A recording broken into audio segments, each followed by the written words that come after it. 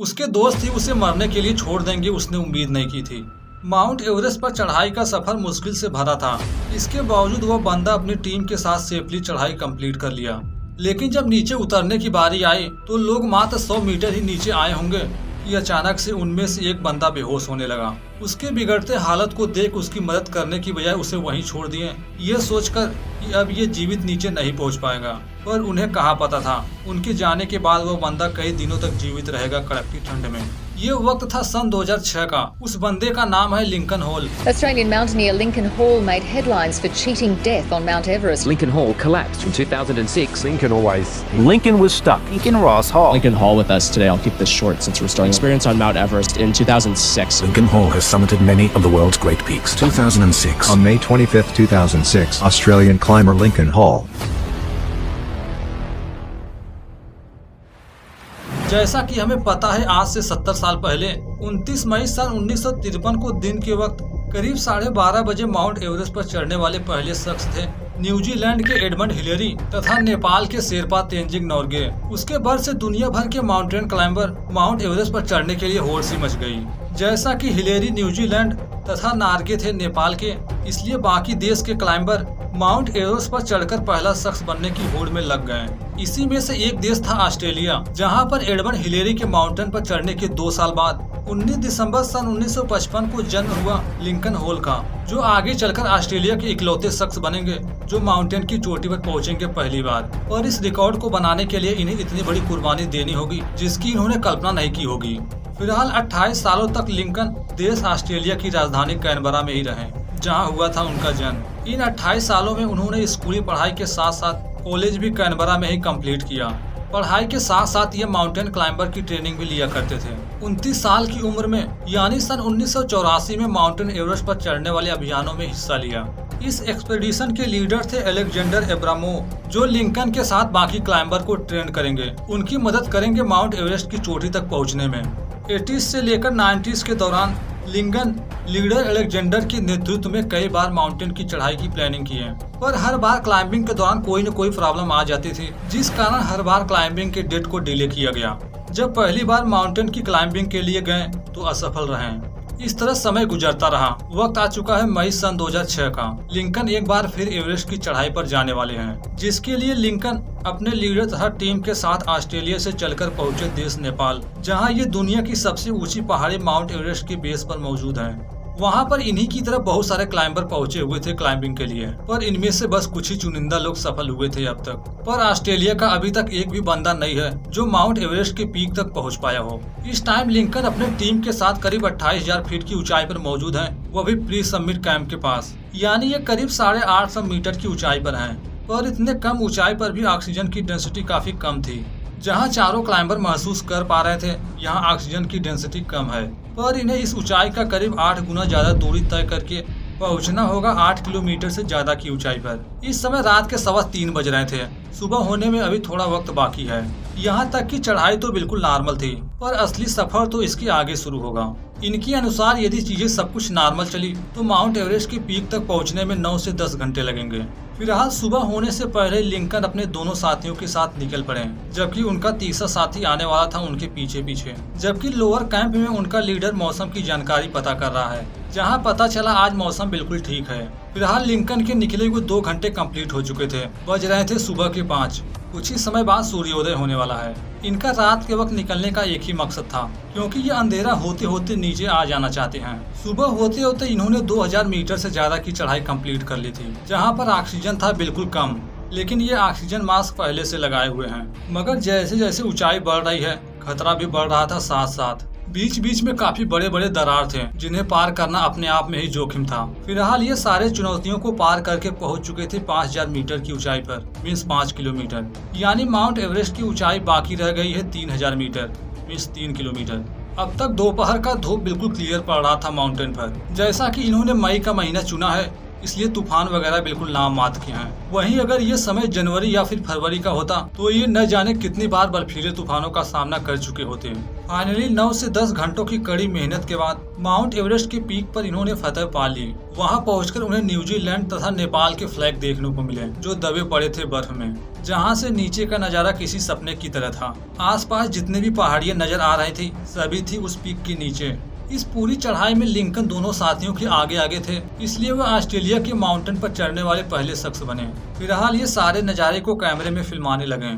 फिलहाल थोड़े समय तक वे लोग वहीं रुके रहे क्योंकि ये ज्यादा समय तक यहाँ रुकने वाले नहीं थे। कभी भी आ सकता है बर्फीला तूफान। जैसा कि शाम भी होने वाला था इसलिए बर्फीले तूफान के आने की संभावना थी कुछ ज्यादा ही। लिंकन ने सबसे पहले रेडियो के जरिए अपने लीडर को इन्फॉर्मेशन दी। वे माउंट एवरेस्ट की चोटी पर पहुंचने में कामयाब हुए। लिंकन के साथ साथ उनका लीडर भी बहुत खुश हुआ कि आखिर इनकी मेहनत रंग लाई। थोड़े समय वहीं रुककर चारों तरफ के नज़ारे को देखा गया। देखकर वापस से नीचे आने का सफर शुरू हुआ। तीनों मात्र 100 मीटर नीचे ही आए होंगे कि अचानक से लिंकन की तबीयत खराब होने लगी। उसे प्रॉब्लम होने लगी सांस लेने में। उसके साथ हो क्या रहा है दोनों समझ पाते इससे पहले लिंकन गिर पड़ा नीचे, क्योंकि उसका ऑक्सीजन खत्म हो चुका था पूरी तरह से। पर ऐसा नहीं होना चाहिए था। ऐसा इसलिए हुआ क्योंकि लिंकन जब बेस कैंप पर था तभी से लगा लिया था ऑक्सीजन मास्क। उसके दोनों साथी पहले तो लिंकन को जगाने की कोशिश किए पर उसमें उठने की जरा भी ताकत नहीं थी, इसलिए सारी इन्फॉर्मेशन लीडर को दी गई। पहले तो लीडर ने कहा कि उसे उठाने की कोशिश करो, उसे भी ले आओ अपने साथ। पर समय के साथ साथ दोनों की ऑक्सीजन भी खत्म होती जा रही थी। दोनों की दोनों डेथ जोन में थे, इसलिए वे ज्यादा रिस्क नहीं ले सकते। जबकि उसके विपरीत लिंकन कंटिन्यू बेहोश होता जा रहा था, मगर वे इस तरह अपने एक साथी को छोड़कर जाने को भी तैयार नहीं हैं। जबरदस्ती उसे उठाया गया। लिंकन भी अपनी तरफ से कोशिश कर रहा था। धीरे धीरे चलने लगा। वह चल तो रहा था मगर उसके बॉडी में जरा भी एनर्जी नहीं थी। कंटिन्यू वो बेहोश होता जा रहा था। चल रहा था लड़खड़ाते हुए। इस टाइम ये जिस जगह मौजूद थे उसके कुछ ही फीट राइट साइड की तरफ काफी बड़ी खाई थी। इसी टाइम पीछे छूटा उनका चौथा साथी भी पहुंच गया। पर अब तक लिंकन की मानसिक स्थिति और खराब होने लगी। उसे अल्टीट्यूड सिकनेस, सेरेब्रल एडिमा, जिसे ब्रेन एडिमा कहते हैं, से पीड़ित होने लगा। यह एक तरह की दिमागी बीमारी होती है जिस कारण उसे हेलुसिनेशन होने लगा।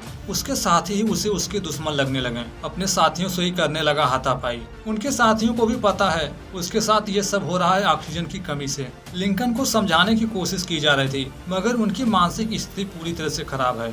एक बार दोबारा से बेहोश होकर गिर पड़ा, पर पिछली बार की तरह इस बार होश में नहीं था, हो चुका था बेहोश। लीडर को वापस से इन्फॉर्म किया गया लिंकन बेहोश हो गया है, क्या करें। इस बार लीडर खुद लिंकन से बात करने की कोशिश किया मगर लिंकन तो होश में था ही नहीं। अब तक तीनों लोग लिंकन का ऑक्सीजन मास्क निकाल दिए हैं। इनका प्लान है ये उसे खुद से नीचे ले जाएंगे। इसके लिए उसे रस्सी में बांधा गया। होश में आने के बाद धीरे धीरे नीचे उतारा जाने लगा। जैसे तैसे लिंकन नीचे पहुंचा, पर आगे चलना था पैदल ही। पर तीसरी बार भी थोड़ी दूर चला, बेहोश हो गया वापस से। लीडर को जब जब ये बात पता चलती थी तो वह परेशान होने लगता था, क्योंकि नीचे से दूसरी मदद भी नहीं भेज सकता, क्योंकि कुछ ही घंटों में होने वाला था अंधेरा। अगर बचाव टीम भेजी भी गई तो उन्हें पहुंचते पहुंचते अंधेरा हो जाएगा। मगर रात के वक्त बर्फीली तूफान चलती है, इसीलिए लीडर अब और जोखिम उठाना नहीं चाहता। थोड़ी देर बाद उन्हें देखने को मिला लिंकन की सांसें चलनी बंद हो गई हैं, मगर नसों में ब्लड फ्लो अभी भी था। यह देख उन्हें लगने लगा कि इस तरह लिंकन नीचे कभी नहीं पहुंच पाएगा। अगर हमने इसके चक्कर में नीचे उतरने में देरी की तो हमारा भी हाल इन्हीं की तरह होगा, क्योंकि उनका भी ऑक्सीजन बहुत ही जल्द खत्म होने वाला था। इस तरह तीनों लिंकन को डेड घोषित करके नीचे उतरने लगे। फिलहाल कुछ ही घंटों में बिना ऑक्सीजन मास्क के लिंकन 8700 मीटर की ऊंचाई पर बेहोश पड़ा था। अगले कुछ ही घंटों में हो गई रात। रात के वक्त लीडर लिंकन की वाइफ को कॉल किया। बैड न्यूज के साथ बताया गया क्लाइंबिंग के दौरान लिंकन अब इस दुनिया में नहीं है, उसकी डेथ हो चुकी है। इस तरह उसकी वाइफ भी मान चुकी है कि लिंकन अब इस दुनिया में नहीं रहा, मगर सच तो कुछ और ही था। लिंकन बिना ऑक्सीजन मास्क के 8700 मीटर मीन्स 8 किलोमीटर से ज्यादा की ऊंचाई पर ऐसे ही पड़ा रहा। जैसे तैसे रात गुजर गई। अगले दिन यानी लिंकन को बर्फ की वादियों में रहते हुए हो चुके हैं पूरे 12 घंटे, पर अभी भी वह पिछले 12 घंटों से बेहोश था। अगले कुछ ही घंटों में जब उसे होश आया कि आसपास ऊंची ऊंची बर्फ की पहाड़ियों के सिवाय कुछ नहीं है, ना ही दिख रहे हैं उसके साथी। इतनी ऊंचाई पर सांस भी लेना मुश्किल है। फिलहाल वह पूरे दिन ऐसे ही उसी जगह पड़ा रहा। बॉडी में जरा भी एनर्जी नहीं थी कि वहां से थोड़ा भी आगे बढ़ सके। दूसरा दिन भी खत्म हुआ। रात के बज रहे थे 8।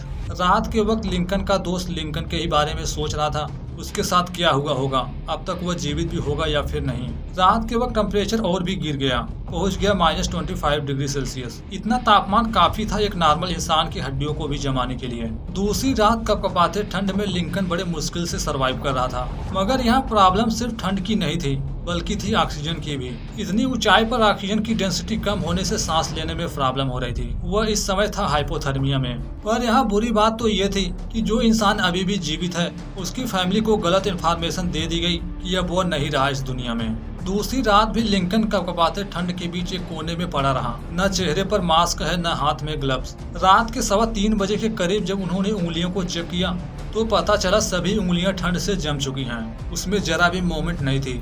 अगर वह चाहता भी उसे हिलाने की तो भी नहीं हिला सकता। इस टाइम वह फुल हाइपोथर्मिया में था, कभी भी हो सकती थी उसकी डेथ। ऑक्सीजन की कमी से वापस से हेलुसिनेशन होने लगा। अगले 2 से 3 घंटे बाद ही हुआ सुबह। पिछले 24 घंटे से वह एक ही जगह फंसा हुआ है। यहाँ से बचकर निकलने की कोई भी उम्मीद नहीं थी। पर यह किसी चमत्कार से कम नहीं था कि न उसके पास मास्क है, न ग्लव, न सांस लेने के लिए ऑक्सीजन मास्क। इसके बावजूद वह जीवित है पिछले 24 घंटों से, क्योंकि इतनी ऊंचाई पर बिना सांस लिए एक नॉर्मल इंसान आसानी से मारा जा सकता था। इसी टाइम एक दूसरी टीम जो माउंट एवरेस्ट की चढ़ाई पर निकली थी, उनमें से एक बंदे की नजर लिंकन पर पड़ गई। इस टीम में 4 लोग थे।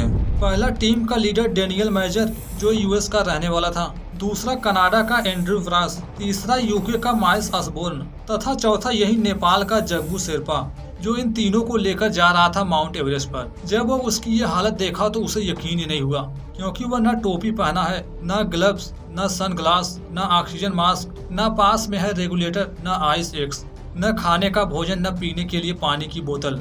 यह देख वह आश्चर्यचकित रह गया, क्योंकि 8600 मीटर की ऊंचाई पर बिना ऑक्सीजन, विदाउट प्रॉपर इक्विपमेंट, न ही सही से कपड़ा पहना हुआ था। इसके बावजूद रात बिताकर जीवित रहना किसी चमत्कार से कम नहीं था।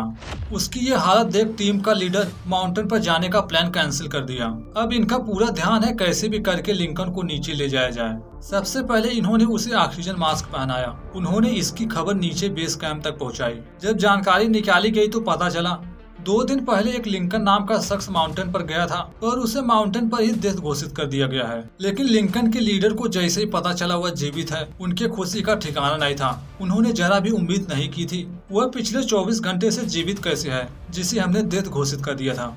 उसने देरी न करते हुए 12 शेरपा गाइड की एक बचाव टीम भेजी। शेरपा गाइड्स नेपाल तथा तिब्बत के रहने वाले लोगों को ही कहा जाता है, जो इस तरह के इलाकों में चलने में माहिर होते हैं। उन 12 लोगों का नाम कुछ इस तरह है, चाहे तो पढ़ सकते हैं। यहाँ लिंकन को नीचे ले आना आसान नहीं था। सबसे पहले 2 बंदे उसे कंधे पर लिए, कंधे पर ही लेकर नीचे चलने की कोशिश किए, पर ऐसे में चलना आसान नहीं था, इसलिए उसे ही चलने को कहा गया। लिंकन भी अपनी तरफ से कोशिश कर रहा था चलने की। उसे इसलिए फोर्स किया जा रहा था क्योंकि अगर वह खुद से चले तो कुछ हद तक उसकी बॉडी गर्म होगी। उसे कई बार फोर्स किया गया, तब जाकर वह कुछ दूर तक चला पैदल, पर अंत में उन्हें ही उसे नीचे ले जाना पड़ा। पर उनके नीचे पहुंचते पहुंचते अंधेरा हो गया। वे जैसे ही लोअर बेस कैंप तक पहुंचे, वहां पर मौजूद एक रूसी डॉक्टर ने उसका इलाज शुरू किया। वहाँ वह करीब 24 घंटों तक रुका रहा। हेल्थ इतनी खराब थी, इसके बावजूद वह 24 घंटे के अंदर ही काफी रिकवर हो गया। अगले दिन ही पैदल चलकर एडवांस बेस कैंप पहुंचा। शीत दंत फ्रॉस्ट बीट के कारण हाथ की उंगलियों के साथ साथ पैर की एक उंगली भी खोनी पड़ी। कैप्टन के जीवित होने की खबर जैसे उसकी वाइफ को मिली, उनकी खुशी का ठिकाना नहीं था।